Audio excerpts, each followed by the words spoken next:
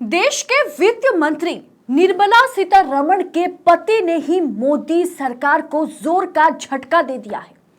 उन्होंने electoral bond पर जो टीका टिप्पणियां की है उससे मोदी और निर्मला सीतारमण सबकी नींदें उन्होंने खराब कर दी है।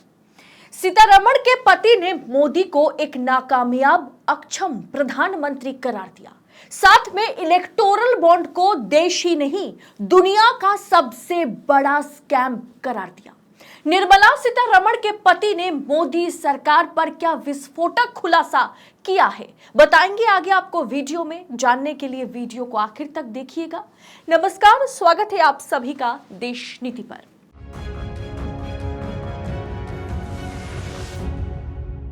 देश नीति, केवल सच्ची और पक्की खबरें। दोस्तों, सामने 2024 चुनाव है।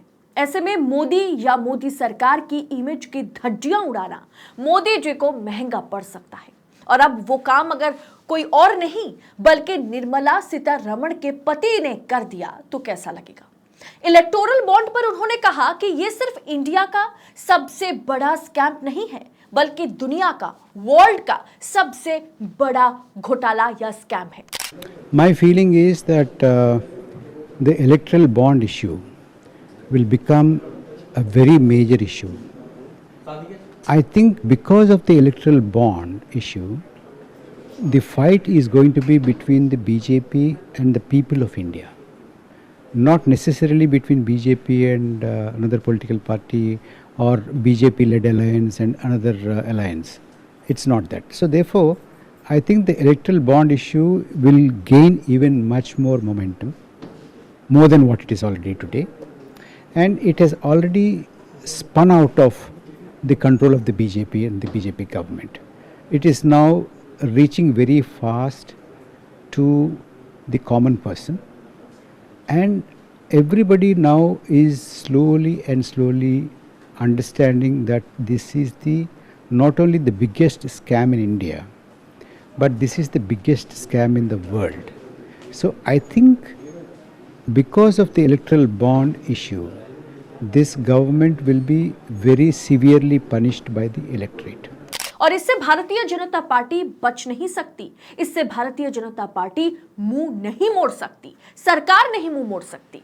इसीलिए इस बार का चुनाव बीजेपी वर्सेस विपक्ष का नहीं, बीजेपी वर्सेस आम जनता की लड़ाई है। दोस्तों सोचिए, ये बात अगर मोदी के राइट हैंड मंत्री, वित्त मंत्री के पति पराकला प्रभाकर कहते हैं तो कैसा सुनने में लगेगा।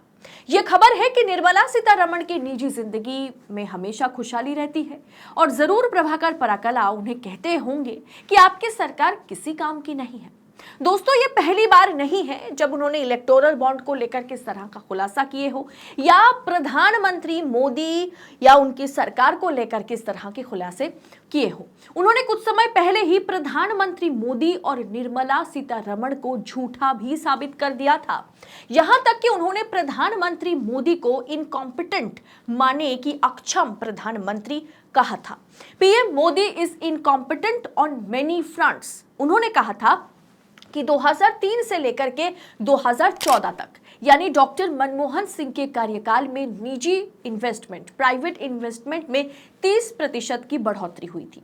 2014 के बाद से 2023 तक ये प्राइवेट निवेश 19% गिर गए। मतलब कोई भी विदेशी कंपनी, प्राइवेट कंपनी भारत में इन्वेस्ट करना नहीं चाह रहे। यह है न्यू इंडिया। तंज भरे अंदाज में उन्होंने मोदी सरकार पर इस तरह के हमला करते हुए नजर आए थे। उन्होंने दी वायर में करण थापर को इंटरव्यू देते समय उन्होंने प्रधानमंत्री मोदी को इनकॉम्पिटेंट कहा था, मतलब एक अक्षम प्रधानमंत्री। उन्होंने कहा था कि प्रधानमंत्री नरेंद्र मोदी का शासन अक्षम रहा है अलग अलग क्षेत्र में।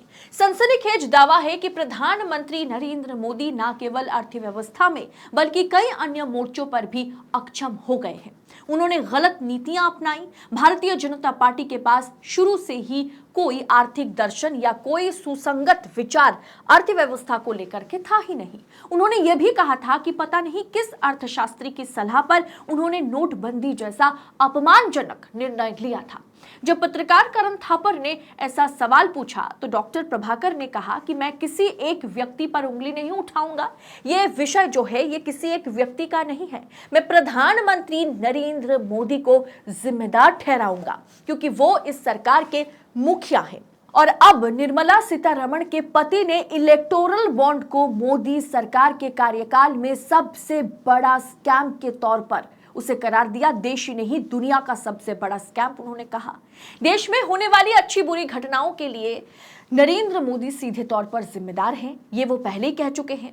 दोस्तों ये बहुत बड़ी बात है कि देश अगर आर्थिक तौर पर बुरे वक्त से गुजर रहा है, देश के 80 करोड़ जनता को मुफ्त में सरकार को खाना खिलाना पड़ रहा है, उस बीच इलेक्टोरल बॉन्ड में हिसाबहीन पैसों के लेन देन ने सरकार और कॉर्पोरेट लॉबी की पोल खोल के रख दी है। इसीलिए खुद सिटिंग फाइनेंस मिनिस्टर के पति ने कहा है कि इलेक्टोरल बॉन्ड देश ही नहीं दुनिया का सबसे बड़ा फाइनेंशियल स्कैम है और इस बार लड़ाई जनता बनाम बीजेपी की है, विपक्ष की लड़ाई है ही नहीं।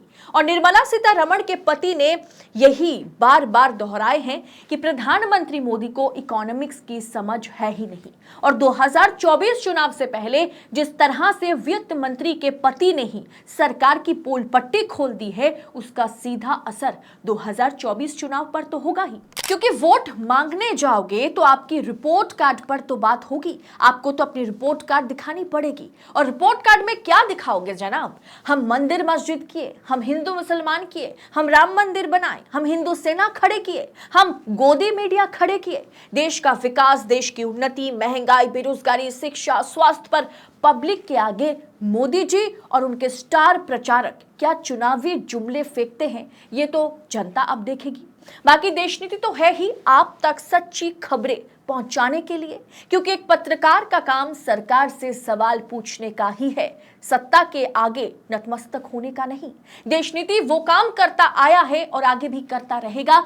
देश नीति सत्ता से सवाल पूछता रहेगा। लेकिन इस वीडियो पर प्रभाकर पराकला ने जिस तरह से सरकार पर, खासकर मोदी पर हमला बोला है और इलेक्टोरल बॉन्ड किस तरह से नरेंद्र मोदी की एक सोची समझी साजिश के तौर पर एक बड़ा स्कैम का आकार लिया है, उसका भी खुलासा उन्होंने कर दिया है।